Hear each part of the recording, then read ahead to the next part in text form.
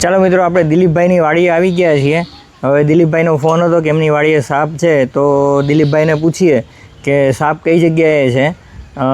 દિલીપભાઈ, હા સર, સાપ કઈ જગ્યાએ છે? આ ગમાણમાં. ગમાણમાં છે. કેટલી વાર પહેલાં હતો? થોડી વાર પહેલાં. હાલો આપણે સાપ જોઈએ અને કયો છે અને કઈ રીતે પકડીએ ત્યાં જઈને જોઈ લઈએ. ડૂચામાં છે ને? હા, ડૂચામાં. ચોમાસાની સિઝન છે એટલે એવું પાણીથી ને બચવા વરસાદ પડ્યો હોય તો એવું બની શકે કે ઢોળની ગમાણ હોય ત્યાં ઉપર ચડી જાય. હવે જોઈએ કઈ જાતિનો સાપ છે.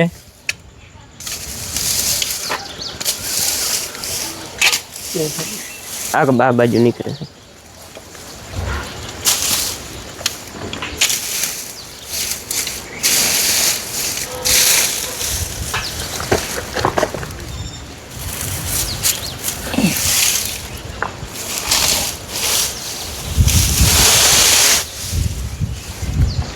સાઈઝમાં એકદમ નાનો છે, ફેણ કરીને.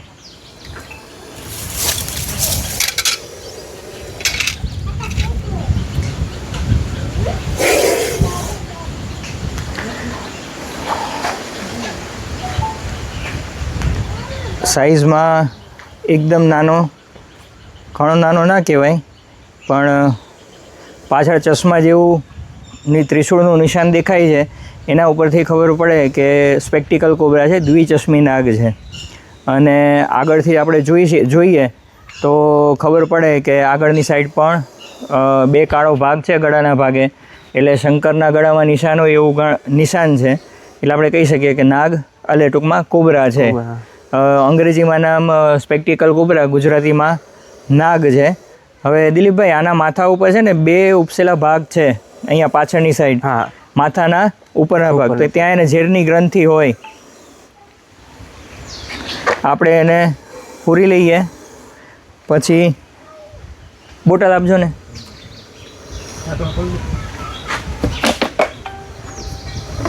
જો આ જે બાજુ તમે મોઢું કરશો ને મિત્રો, હાથ તમારો ફરશે એ બાજુ એ ફરશે. મદારી એ રીતે નચાવતા હોય છે કે ભાઈ સાપને આપણે પહેલાં રેસ્ક્યુ કરી લઈએ, પૂરી લઈએ અંદર.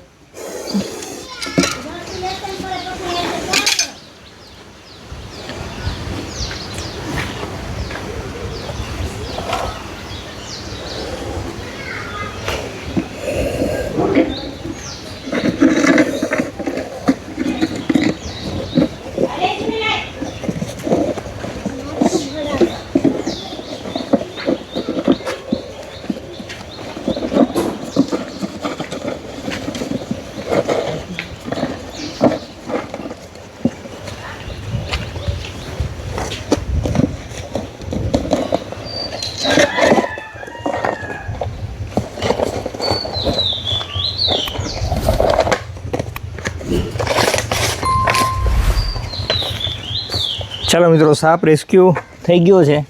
હવે આને પછી એના કુદરતી અવસ્થાને આપણે છોડી દઈશું.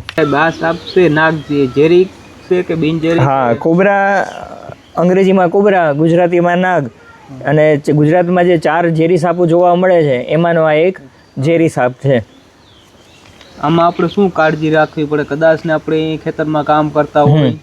જો સામાન્ય રીતે ખેડૂત વર્ગ છે એને કરડવાના ચાન્સ રહે તો કાં તો ક્યાંય અજાયણી જગ્યાએ હાથ નાખ્યો હોય તો હાથના આટલા ભાગમાં, અને પગમાં તો પંજાથી ઉપરના ભાગમાં કરડે, એટલા વિસ્તારમાં કરડવાની શક્યતા રહે.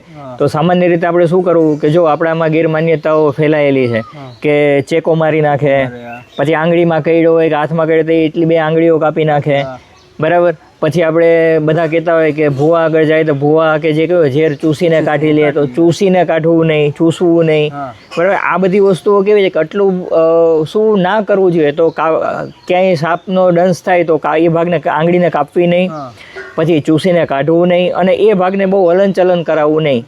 પ્રાથમિક ઉપચારમાં આટલી વસ્તુઓ કરવાની. પછી બીજી વસ્તુ આપણે પ્રાથમિક ઉપચાર તરીકે શું કરી શકીએ, તો તમે કોઈ પણ જગ્યાએ સાપનો દંશ થયો હોય ને ત્યાંથી તમે 1 વેતનું માપ લ્યો ને એટલે તો આપણા શરીરનો સાંધો એક આવી જાય. તો ત્યાંથી ધારો કે આંગળીમાં કરડો ત્યાંથી 1 વેતનું માપ લ્યો એટલે એક સાંધો આવી ગયો, તો અહીંયા દુપટ્ટો છે, જાડો રૂમાલ છે, બાંધવાનો, પણ એટલો બધો ફિટ નહીં કે લોહીનું પરિભ્રમણ અટકી જાય. લોહીનું પરિભ્રમણ ધીરું પડે, આપણે એટલું કરવાનું છે. અને તાત્કાલિક આપણે અહીંયાથી દર્દીને 108 બોલાવી લેવી, અથવા તો આપણે ફોન કરી દેવો જ્યાં આગળ એન્ટી સ્નેક વેનમ એસવી રાખતા હોય એવા દવાખાને કે ભાઈ અમારા દર્દીને સાપ કરડ્યો છે, તો તમે ત્યાં તૈયારી રાખો, અમે દર્દીને અમે લઈને આવીએ છીએ. એટલે આપણે સારવાર દરમિયાન સારવારનો સમય ઓછો લાગે અને જલ્દી દર્દીની સારવાર થાય. એએસવી એન્ટીસ અને આપણે હવે પહેલાં એવું હતું કે જે સાપ કરડ્યો હોય તો આપણે મારીને લઈ જતા. હવે એવું કરવાની જરૂર નથી એમ, કારણ કે એન્ટી સ્નેક વેનમ કોમન છે. એટલે કે કોઈ પણ સાપ કરડે તો એક જ દવા હોય એની, ઝેરનું મારણ એક જ છે એમ. એનો ડોઝ છે વધારે અથવા ઓછા પ્રમાણમાં આપવામાં આવતો હોય છે. અને એ દુપટ્ટો બાંધેલો હોય, બીજું કે આપણે દુપટ્ટો બાંધ્યો હોય તો એ થોડોક ઢીલો અને ટાઈટ કરતા રહેવું, જેથી કરીને લોહીનું પરિભ્રમણ અટકે નહીં, પણ લોહીનું પરિભ્રમણ ચાલુ રહે. અને જો લોહીનું પરિભ્રમણ બંધ થઈ જાય તો અને લાંબો સમય જે જતો રહે તો ત્યાં આગળ ગેંગરિંગ એટલે કે સડો લાગવાની શક્યતા રહે. એટલે લોહીનું પરિભ્રમણ થતું જરૂરી છે. આમાં આપણે કેટલાક ટાઈમમાં માનો કે ડંખ માર્યો, આપણે કેટલાક ટાઈમનો એટલે જે ડંખ મારે ને એ સાપ પોતે કઈ સ્થિતિમાં છે ને એના ઉપર આધાર છે. જો નાનું બચ્ચું કરડે ને તો એને ખબર ના પડે કે મારે કેટલું ઝેર નાખવાનું છે, અને એ જ જગ્યાએ મોટો સાપ હોય તો એને ખબર હોય કે મારે કેવડો સામે શિકાર છે અને કેટલું ઝેર નાખવું, એટલે મોઢામાંથી કાઢવાની એને ખબર પડતી હોય, કાંઈ એના અનુભવે એને શીખેલો હોય. તો પ્રશ્ન એ થાય કે સાપ કરડે ત્યારે શું કહેવાય, જે માણસ બચે કેટલામાં, તો સાપે કેટલા સમય પહેલાં ખોરાક લીધેલો છે, કારણ કે સાપનું ઝેર આપણા માટે ઝેર છે, એના માટે તો ઉત્તમ પાચક રસ છે. ખોરાકને જ્યારે ગળવાનું ચાલુ કરે ત્યારે ધીરે ધીરે પોતાનું ઝેર જે શિકાર છે એના શરીરમાં દાખલ કરતો જાય અને એ અંદર ગળતો જાય. એટલે ધીરે ધીરે એના શરીરમાં જે શિકાર છે બરાબર, તો એના શરીરની અંદર ઝેર ઉતરી જાય અને પોતે આખો ધીરે ધીરે કરીને ગળી ગયો હોય સાપ જે શિકાર છે એને. પછી તાત્કાલિક કે થોડા સમય બાદ સાપ કરડે તો પ્રમાણમાં એનું ઝેર ઓલા જે શિકારને ગળવામાં વપરાયું હોય તો એ પ્રમાણમાં થોડુંક ઓછું હોય, તો એવું બની શકે કે ઝેર એટલું બધું એને એ ઠાલવી ના શકે એમ. પણ નાનું બચ્ચું હોય તો, મોટા એડલ્ટ હોય તો એને બધી ખબર પડતી હોય કે મારે કેટલું નાખવું, કેટલું ક્યાં વપરાવાનું છે, એ રીતે વાપરતા હોય. અને સામાન્ય રીતે તમે અડધો 1 કલાક જેવો સમય રહેતો હોય, પણ સામે માણસની રોગપ્રતિકારક શક્તિ કેવી છે, નાનું બાળક હોય તો અને કયા શરીરના ભાગ ઉપર કરડ્યો છે, આ બધી વસ્તુઓ પણ મેટર કરતી હોય. બીજું કે તમે દર્દીને કરડ્યો હોય તો એકદમ ફાફડા થઈ જાય, શું કહેવાય, બ્લડ પ્રેશર વધી જાય બરાબર, તો લોહીનું પરિભ્રમણ વધી જાય, તો એવા કિસ્સામાં પણ દર્દી ઝડપથી મૃત્યુ પામે. એટલે પહેલાં તો કરડે તો સાપ કરડ્યો હોય તો દર્દીને સાંત્વના આપી અને શાંત રાખવા પ્રયત્ન કરો, જેથી કરીને લોહી પરિભ્રમણ ઓછું થાય એમ બરાબર. અને એને હલનચલન કરવા ના દેવો બરાબર, જેથી કરીને લોહીનું પરિભ્રમણ અટકે અને આપણને થોડોક સમય દવાખાને પહોંચવાનો સમય વધારે મળી રહે.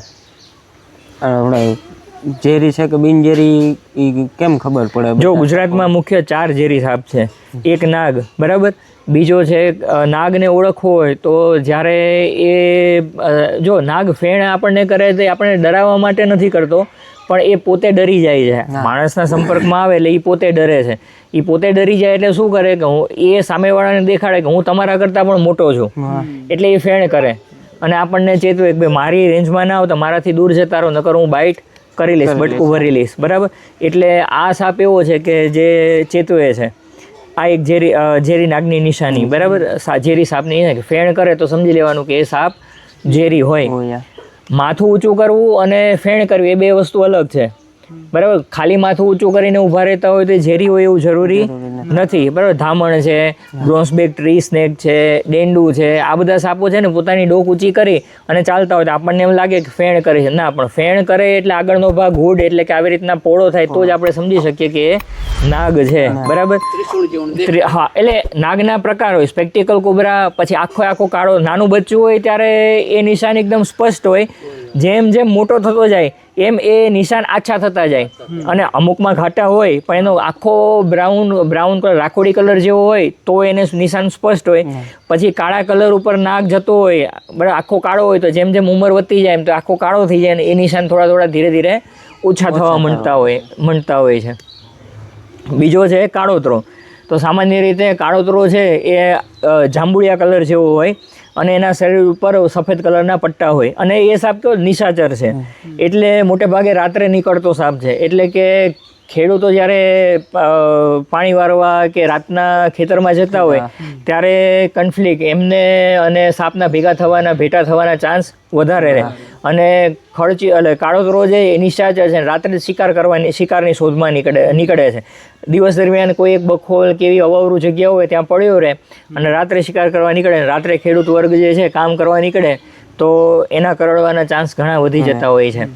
એના ઉપર આખો જાંબુડિયા કલર જેવો કલર હોય, ઉપરના જે માથાથી લઈને પૂંછડી સુધી તમે ઉપરના ભીંગડા જુઓ ને ષટકોણ આકારના હોય, એના ઉપરથી ખબર પડે કે ભાઈ ઘેરો ઘાટો જાંબુડિયા જેવો કાળો કલર છે, ઉપરથી પૂંછડી સુધી એક ભીંગડાની આખી લાઈન છે ષટકોણ આકારની છે. તો એના ઉપરથી ખબર પડે કે આ સાપ કયો છે, કાળોતરો છે, નિશાચર છે. કરડવામાં એનું ઝેર છે ને ન્યુરોટોક્સિક અને હિમોટોક્સિક બંનેના મિક્સ પ્રકારનું હોય. અને એ કરડે ને તો એટલી બધી આમ દર્દનીય દંશ ના હોય. કરડી જાય પછી એવું ના થાય કે બહુ બળતરા થાય છે કે બહુ ઓલું થાય છે, પણ શાંત હોય એમ. જ્યારે નાગ ને ખડચિત્રાને કરડે તો બળતરા થાય, બરાબર, લોહી વહેવાનું ચાલુ થઈ જાય ઘાવમાંથી. આ ઘણી બધી ઘટનાઓ બનતી હોય. પછી આપણે જોઈએ કે ખડચિત્રો, તો ખડચિત્રાઓનું માથું ત્રિકોણાકારનું હોય, માથાની ઉપર 2 ધારી લીટી પસાર થઈ હોય વી શેપની. એટલે એના ઉપર રુદ્રાક્ષની માળા હોય ને, બંગડીઓ જેવી અડધી બંગડી હોય એના જેવું નિશાન હોય.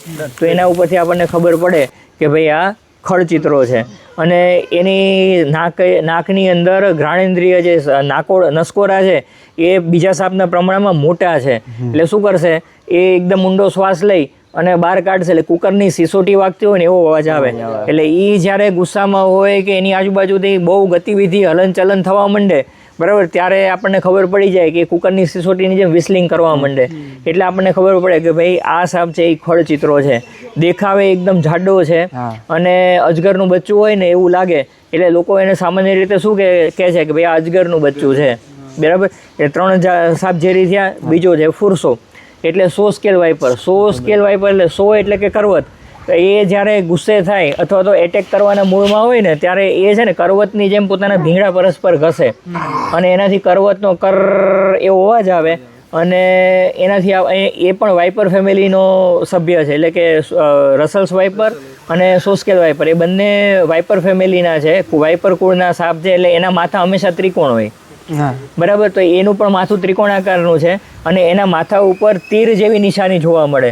એટલે આપણને ખબર પડે કર જેવો અવાજ આવે, માથા ઉપર તીરની નિશાની હોય. અને પ્રમાણમાં શું કહેવાય, નાનો સાપ છે પણ માથું ત્રિકોણાકારનું હોય. એટલે આપણને ખબર પડે કે ભાઈ આ જે છે ફુરસો છે. આપણે સામાન્ય રીતે સૌરાષ્ટ્રમાં એને પૈડકું કહીએ છીએ કે પૈડકું કઈડી ગયું એમ, બરાબર. અને એ કેમોફ્લેજ કલર, રાખોડી કલર, પછી જમીનને મળતો કલર, ઉપર જે છે ઘાટો લીલો, એ એવા બધા મિક્સ કલરમાં જોવા મળતો હોય. એટલે આપણે એને કહી શકીએ આંખો પ્રમાણમાં, માથાના પ્રમાણમાં થોડીક ઉપસી આવેલી, બરાબર, દીવાચર એટલે કે દિવસે ફરનારા સાપ છે. એટલે એ રીતે આપણને ખબર પડે કે આ 4 જે છે એ ઝેરી સાપ છે. નાગણી આવે ઝીણી ઝીણી ને એકદમ પીળી હોય તો એ આપણે આપણે નાગણી તરીકે ઓળખતા હોઈએ પણ ખરેખરમાં એ બ્રોન્ઝબેક ટ્રી સ્નેક કહેવાય. અને એ નાગણી નથી, એ સાપની એક અલગ જ પ્રજાતિ છે. આપણે એને સામાન્ય રીતે નાગણી કહીએ, ઝીણી કહીએ અને આમ ઊંચી મોઢું કરીને એકદમ સ્પીડમાં જતી હોય. પણ એ છે ને ઝાડ ઉપર ફરનારો સાપ છે. એટલે ઝાડવા ઉપર વધારે મળે અને એકદમ તેજ છે, એકદમ ગતિમાં હોય નીકળે. હા, એટલે એ એકદમ બ્રોન્ઝબેક ટ્રી સ્નેક. અને ગુજરાતીમાં એનું નામ છે તામ્રપીઠ. એ પણ ગુજરાતનો સરસ રૂપાળો સાપ છે જે આમ ખૂબસૂરત કહેવાય ને, અલગ અલગ પ્રકારના કલર ધરાવતા હોય. એમાંનો એક એ સાપ છે કે ભાઈ એના શરીર પર અલગ અલગ નાના નાના બ્લુ ડોટ્સ ટપકા જોવા મળે, પીળો કલર જોવા મળે, બ્રાઉન કલર જોવા મળે. અને એ રીતે છે. આપણે અમુક ખેતરોમાં કામ કરતા રાતે ડંખ મારે જાય પણ ખબર ન પડે કેણીએ માર્યો.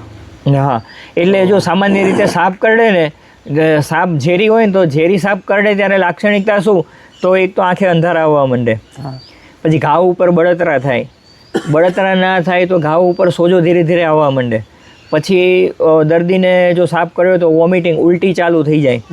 પછી વધારે ડેન્જર રીતે કરડ્યો હોય તો નાકના વાટે, કાનના વાટે, મોઢામાંથી, ગુદામાર્ગમાંથી લોહીનું બ્લીડિંગ ચાલુ થાય, તો આ બધી સિમ્ટમ્સ છે કે આ સાપ ઝેરી છે. જીભ થોથવાવા માંડે, પછી તમને લીમડો ખવડાવવામાં આવે તો લીમડો કડવો ના લાગે, મરી ખવડાવવામાં આવે તો મરી તીખા ના લાગે. તો આ બધા સિમ્ટમ્સ છે કે તમે કહી શકો કે ભાઈ ખરેખરમાં સાપ કરડ્યો છે, ઝેરી સાપ છે કે બિનઝેરી છે એમ. એટલે આટલા ઉપરથી જ ઝેરી સાપ છે કે બિનઝેરી ના કહી શકાય, કારણ કે ઘણીવાર કેવું થાય, ફોલ્સ બાઇટ અને ટ્રુ બાઇટ એવું કહેવાય કે ભાઈ સાપે બટકું ભર્યું હોય પણ એ ખાલી ખોટું હોય કે જેણે પોતાનું ઝેર ના ઠાલવ્યું હોય, બરાબર. અથવા તો એવું કહી શકાય કે ફોલ્સ બાઇટ છે કે ઝેર આપણા શરીરમાં દાખલ થાય નહીં એમ, બરાબર. તો એવું પણ બને ક્યારેક. એટલે એ જો ઝેરી સાપ હોય તો આટલા મેં તમને કીધા એ લક્ષણો છે, એ લક્ષણો ઉપરથી તમે કહી શકો કે આ ખરેખરમાં ઝેરી હોઈ શકે કે નહીં એમ. પણ એક આપણને સાપ ઝેરી છે કે બિનઝેરી એ ખબર નથી, બરાબર. દેખીતી રીતે ખબર ના પડે તો સીધા દવાખાને જતા રહેવું. અને તમને 24 કલાક દવાખાને જાઓ એટલે જો બિનઝેરી સાપ હોય તો થોડાક ઝેરનું તમને બ્લડ ટેસ્ટ કરશે, બરાબર. તો એમાંથી બ્લડનું જો ઝેરી સાપ હશે તો બ્લડ તમારું ટેસ્ટ કરશે, ક્લોટિંગ નહીં થતું હોય એટલે કે જામવાની પ્રવૃત્તિ એની ધીરી પડી ગઈ હશે, અને એ બધી અલગ અલગ વૈજ્ઞાનિક ઢબે એ લોકો ચેક કરશે.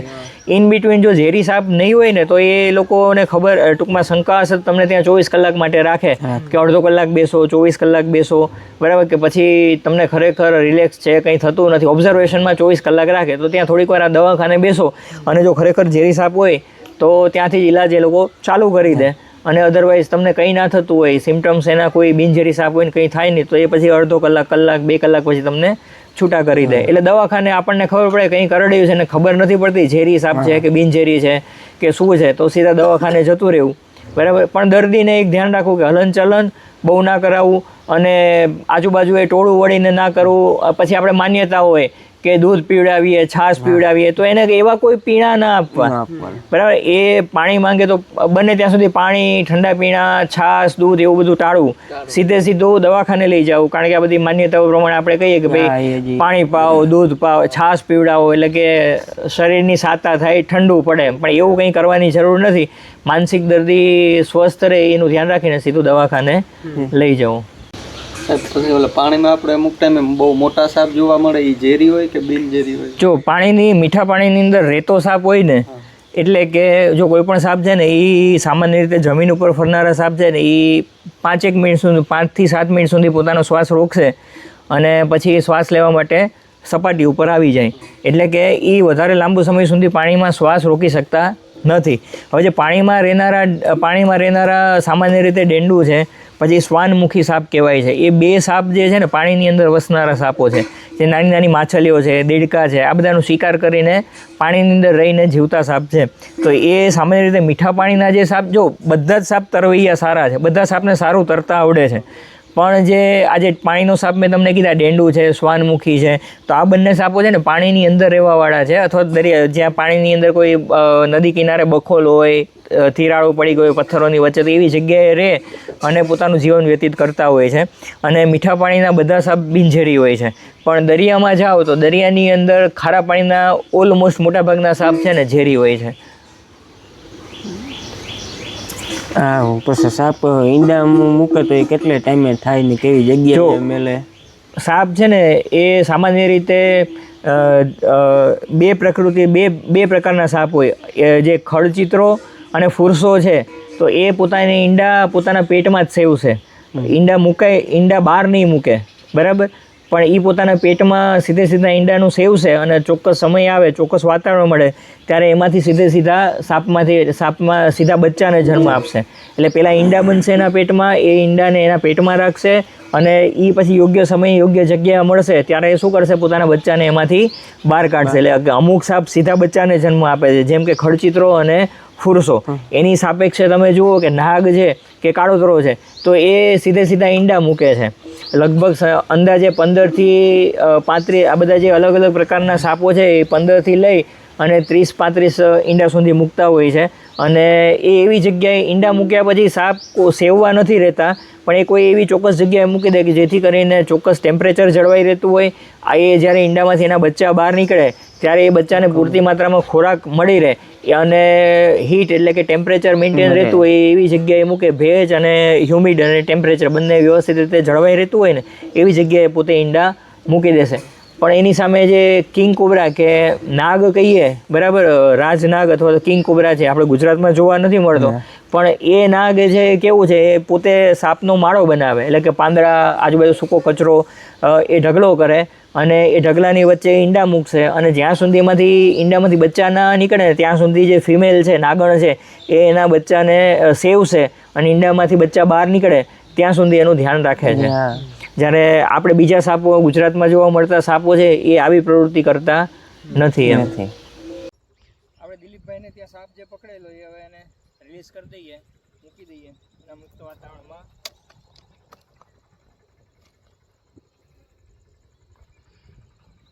ચાલો ભાગીએ આપણે.